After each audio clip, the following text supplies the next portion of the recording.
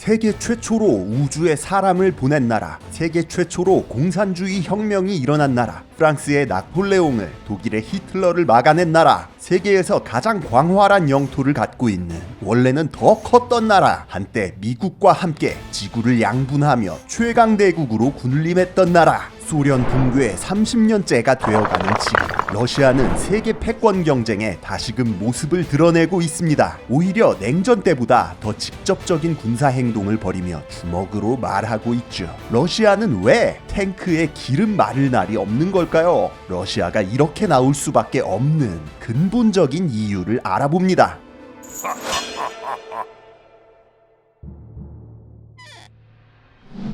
러시아 참 넓습니다. 그러나 러시아의 본진이라고 할 수 있는 지역은 이 정도예요. 모스크바를 중심으로 북쪽으로는 상트페테르부르크, 남쪽으로는 볼가강 유역까지 일명 유럽 러시아라고 불리는 핵심 지역이죠. 모스크바, 따뜻하고 살기 좋은 남쪽 지방 놔두고 왜 이런 허허벌판에 수도가 있을까요? 사실 러시아인들도 이런 데 살고 싶진 않았습니다. 러시아라는 국가의 기원을 거슬러 올라가다 보면 볼가강이 아니라 드네프르 강이 나와요. 게르만족의 대이동 이후 동슬라브족들은 여러 공국들을 세웠는데 그 중에서 오늘날 우크라이나의 수도인 키예프가 대빵 자리를 먹었었습니다. 여기는 밀농사가 기가 막히게 잘 되는 데다가 흑해와 닿아 있기까지 했어요. 때문에 동로마의 고급진 종교와 문화를 빠르게 흡수하고 북유럽에서 페르시아까지 이어지는 거대한 무역망을 구축할 수도 있었죠. 그렇게 중세 초기부터 중기까지 엄청나게 잘 나가던 키예프 대공국, 안타깝게도 13세기 초 몽골 제국이 침공하며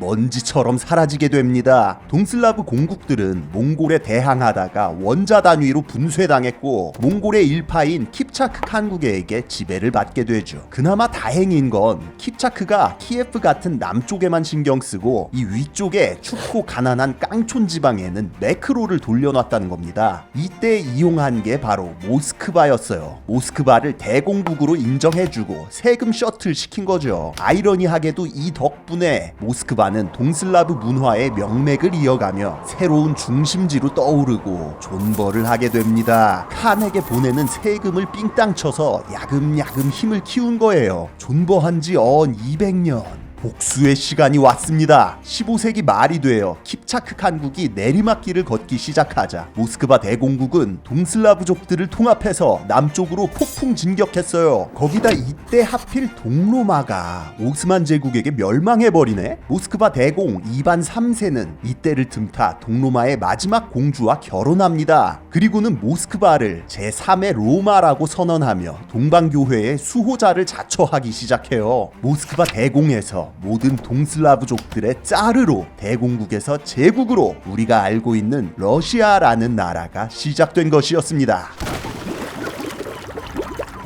이후 러시아 제국은 지금의 우크라이나 일대를 다시 차지한 데 이어서 16세기 말에는 카프카스와 우랄 산맥에 도달, 17세기 말에는 아예 우랄 산맥을 넘어 시베리아를 먹고 청나라랑 만나게 됩니다. 스웨덴한테 빼앗겼던 발트해를 다시 되찾아오면서 바다로 나가는 길도 확보했고요. 문제는 이제 서쪽이었습니다. 동쪽 유목민 세력은 충분히 밟아놔서 안전 확보했는데 유럽 세력이 너무 세진 거예요. 자, 여기서 지형을 한번 보겠습니다. 유럽의 지형부터 보면 피레네부터 알프스, 아펜니노, 카르파티아 같은 산맥들, 그리고 구불구불하게 이어진 해안선 등으로 자연적인 장애물이 풍부합니다. 그래서 로마 제국 이후부터는 통일된 적이 단 한 번도 없고 유목민들도 여기 들어오면 급격하게 힘을 쓰지 못했죠. 반면 러시아의 핵심 지역, 즉 본진을 살펴보면 아주 그냥 평탄하죠. 말 달리기 딱 좋고 또 탱크 굴리기도 딱 좋은 엄청난 대평원이 펼쳐져 있어요. 때문에 예로부터 유목민들이 여기를 따라서 서쪽으로 밀고 들어갔습니다. 그 과정에서 러시아 쪽은 개같이 멸망하고 폴란드나 헝가리쯤에서 몸빵으로 막는 게 국룰이었죠. 200년 넘게 유목민들에게 지배당했던 러시아가 이 운명을 모를 리 없었습니다. 그래서 일단 동쪽이랑 남쪽을 필사적으로 밀어붙여 거쳐서 안전지대로 만들어 놓은 거예요. 그러나 러시아의 경쟁자는 이제 유럽, 그리고 이 중간에는 크게 세 방향의 통로가 있습니다. 편의상 그냥 탑, 미드, 바텀이라고 부를게요. 우선 모스크바랑 가장 가까운 탑 라인, 여기가 제일 만만했습니다. 그래서 표트르 대제 때 아예 수도를 여기로 옮겨버렸어요. 그리고 오늘날 발트 3국이라 불리는 지역까지 전부 먹어버리면서 앞마당을 확보했죠. 그 다음은 가장 길고 위협적인 미드라인입니다. 우랄 산맥에서부터 시작하는 대평원이 유럽 북쪽을 거쳐서 대서양까지 쭉 이어지기 때문인데요. 이 라인상에 있는 게 러시아, 폴란드, 독일, 프랑스니까 진짜 개빡센 겁니다. 서유럽에서 센 놈 등장하면 모스크바까지 전력 질주할 수 있다는 얘기니까요. 바텀 라인은 장애물이 있어서 좀 낮긴 한데 라인업이 만만치 않죠. 뻥 뚫린 우크라이나 곡창지대를 지나면 발칸반도와 흑해가 나오는데 카르파티아 산맥 너머에는 합스부르크 가문의 오스트리아가, 흑해에는 오스만 제국이 버티고 있었습니다. 자,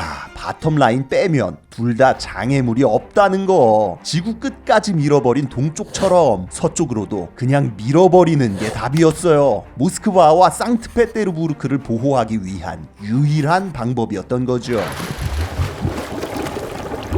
러시아는 발트 지역을 시작으로 18세기 내내 서쪽으로 전진했습니다. 오스만 제국이랑 붙어서 크림반도를 뜯어낸 뒤에는 폴란드의 3분의 1을 갈라먹는 등 미드라인을 계속 밀었어요. 때문에 유럽 대륙에서 등장한 패권국들은 러시아를 잠재적 위협으로 여기기 시작합니다.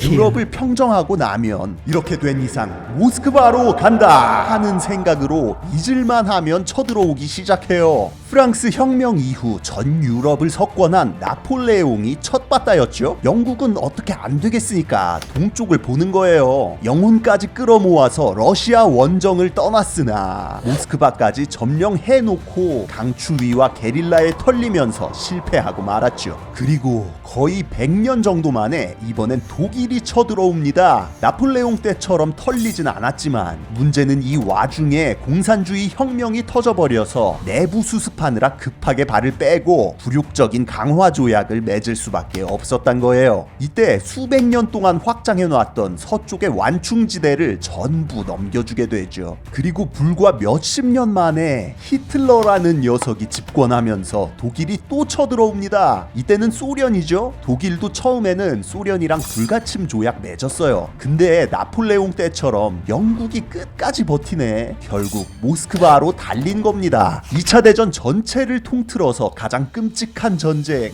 독소 전쟁이 발발하면서 탈탈 털리던 소련은 스탈린그라드 전투에서 승리하며 상황을 반전시킵니다. 그리고 마침내 독일의 수도 베를린을 점령하면서 복수에 성공하고 초강대국으로 인정받아요. 중세에는 동방에서 오는 유목민들한테 털리고 근세에는 유럽에서 오는 대륙 세력한테 털리고 워낙에 진경로가 뻥 뚫려 있어서 뭐만 하면 러시아로 쳐들어와요. 이거 이렇게 살아서야 되겠습니까? 거기다 이제는 미국이라는 해양 세력이 서유럽 국가들의 대빵이 됐습니다. 말도 안 되는 사기 국가 미국에 맞서서 소련은 역사상 최대한으로 국경을 밀어놓기로 해요. 일단 러시아 제국대 영토를 다시 가져와서 1차 방어선을 구축했습니다. 유럽의 발트 3국, 벨라루스, 우크라이나, 카프카스의 조지아, 아르메니아, 아제르바이잔, 저기 중앙아시아의 무슨 스탄으로 끝나는 나라들까지 소비에트 연방에 직접 편입시켜서 본토로 만들어버렸죠. 그리고 이걸 넘어서 2차 방어선, 다시 말해 앞마당을 확보합니다. 동유럽에 공산주의 괴뢰 정권을 세우고 위성국가를 만든 거예요. 폴란드, 체코슬로바키아, 헝가리, 루마니아, 알바니아까지 공산화됐고 아시아에서도 몽골이랑 북한을 이런 식으로 공산화시켰죠. 그리고 마지막 최전선 3차 방어선으로다가 동독을 밀어주면서 유럽 한복판에까지 와드를 박아놓는데 성공했습니다.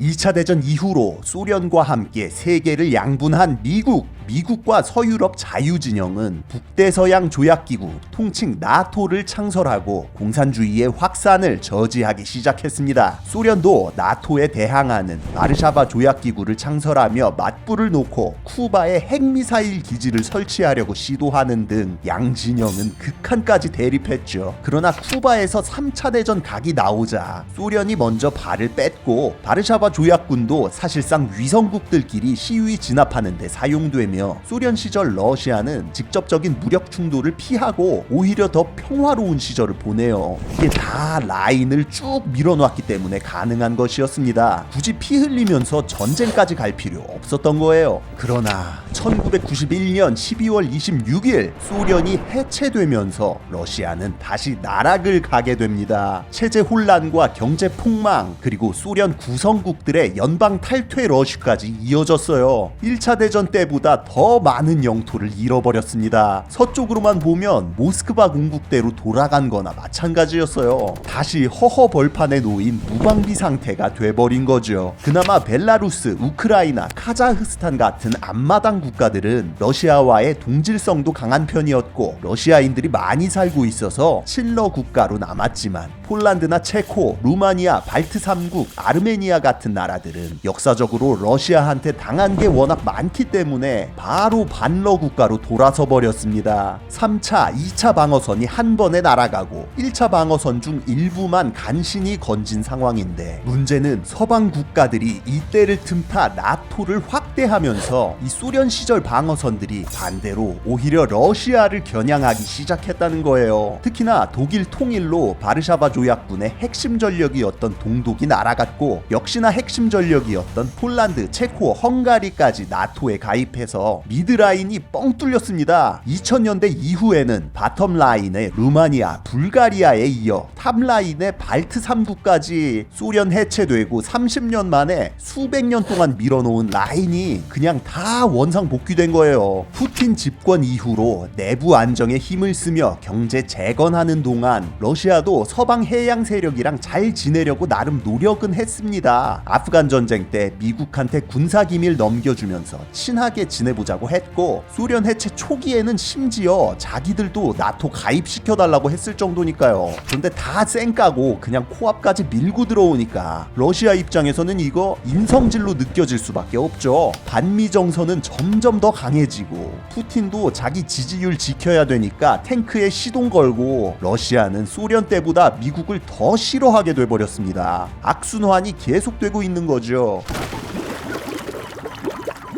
마지막 방어선을 지키기 위해 주변국의 친러 독재 정권을 지원해왔던 러시아. 90년대에는 체첸 전쟁, 2000년대에는 남오세티아 전쟁, 2010년대에는 우크라이나의 크림반도 합병 등 친러 세력의 이탈을 막기 위해 거의 10년 주기로 군사 행동을 하고 있습니다. 크림반도 사태 이후에 이어지고 있는 우크라이나 내전과 중동의 시리아 내전에도 개입하며 러시아군은 바쁘게 움직이고 있죠. 우크라이나가 반쪽이 나며 내전 상태로 접어들었고 최근에는 벨라루스와 카자흐스탄에서까지 친러 정권에 반대하는 움직임이 일어나고 있어요. 카자흐스탄 정권이 러시아군에게 공식적으로 진압을 요청하면서 유럽과 카프카스뿐 아니라 중앙아시아에서도 러시아군 탱크에는 기름 마를 날이 없습니다. 결국 소련 해체 30년이 안 돼서 한계가 찾아온 거예요. 우크라이나까지 뺏기면 다음은 벨라루스, 카자흐스탄이라는 게 러시아의 생각입니다. 소련 해체로 나토의 확장으로 세계인들은 더 안전해진 걸까요? 위험해진 걸까요? 지금까지 지식해적단의 키드였습니다. 감사합니다.